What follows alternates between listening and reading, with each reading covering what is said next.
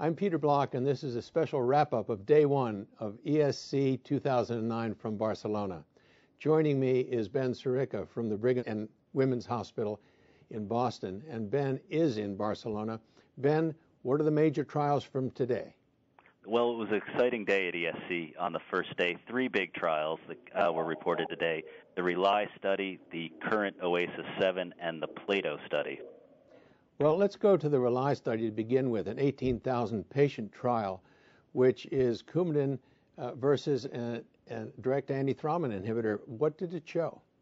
It showed in this patients with atrial fibrillation that dabigatran, the new direct 10A inhibitor, was both non-inferior to warfarin, and the high dose was actually better than warfarin in reducing stroke and systemic embolization.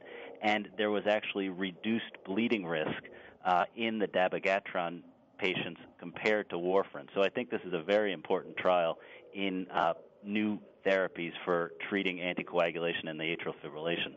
Well, the anti-10As are certainly coming into focus, and we'll have to see how that works out, especially how they come to the United States. Let's move on to OASIS 7, a 25,000 patient trial of acute coronary syndrome treatment with high-dose clopidogrel.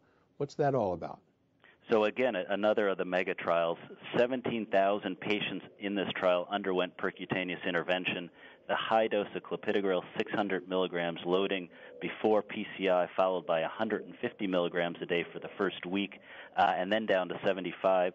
Reduced MI significantly by 22%, reduced stent thrombosis significantly, compared to standard clopidogrel, 300 and then 75 milligrams, and there was no bleeding risk. And the other part of this trial that was interesting, they looked at high-dose aspirin, 325 milligrams versus low-dose, 81 to 100, and they did not see any difference between the aspirin dose.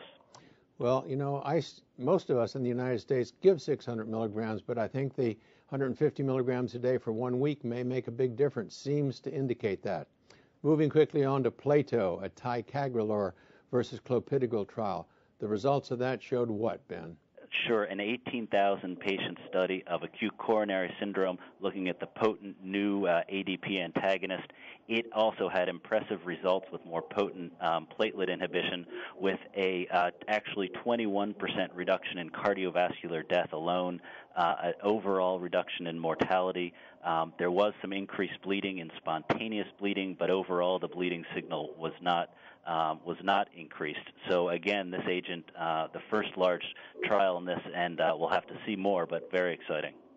There you have it, a wrap-up of Day 1. Come back, and we'll have a wrap-up of Day 2 tomorrow. Thank you, Ben. Thank you.